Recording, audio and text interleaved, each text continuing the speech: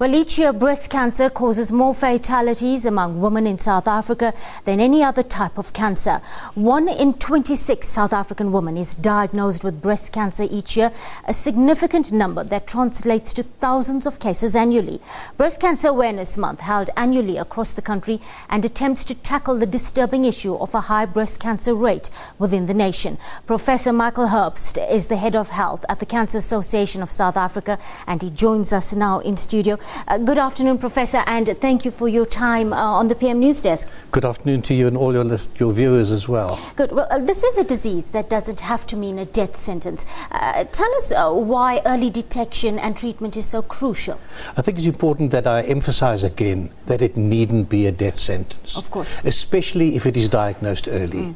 And early diagnosis is really crucial, because if we can catch breast cancer in its early stages, then treatment is so much easier for the patient and so much more successful. The truth is that most terminal cases occur mostly in the majority of black women, and they seek medical help when the disease has progressed into the later stages. How do we turn things around here, and do mobile clinics offer a viable solution?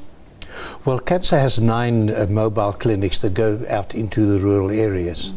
But this is not the only issue. I think one must look much wider. There is a problem of access, yes, definitely so. But I think that anthropologists will tell us that there is a cultural issue as well. That it's very difficult for black women to come forward and to say, look, I want my breast looked at, in the fear of having breast cancer, because there are still a stigma attached to it, and they have a fear of being cast out of the family. Do you feel that many rural women are still turning to traditional healers rather than conventional medicine to address a problem like breast cancer? Yes, that is quite possibly the case.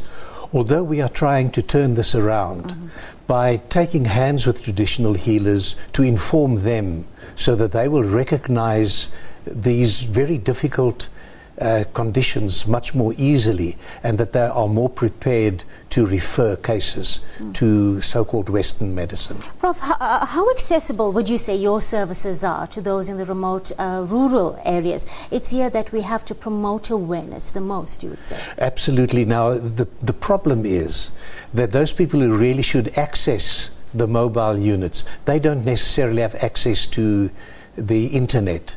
And it's really a pity, because on the internet, if they go to the cancer website, they will be able to see when the mobile unit will be in their area, because the program is displayed on the internet.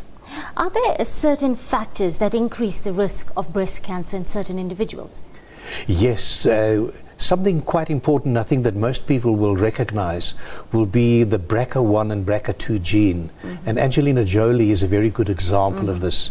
You will recall that she went for a prophylactic bilateral mastectomy to prevent herself from getting it. So the BRCA1 and BRCA2 gene, which every person has, but it is when there is a mutation in the BRCA1 and the BRCA2 gene that it causes problems. Because normally the BRCA1 and BRCA2 gene will suppress cancer.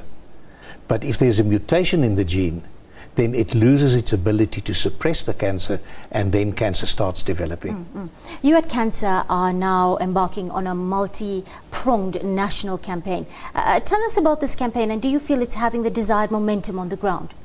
I really hope that it will have the desired momentum on the ground.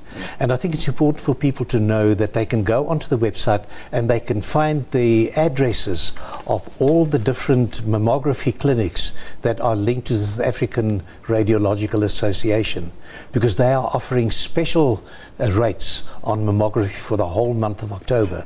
And for this we must thank Dr. Richard Tuft, who is the Executive Director of the association. Thank you, Prof, for your time on the PM News Desk. I'm afraid we'll have to leave it there. Professor Michael Herbst is the Head of Health at the Cancer Association of South Africa.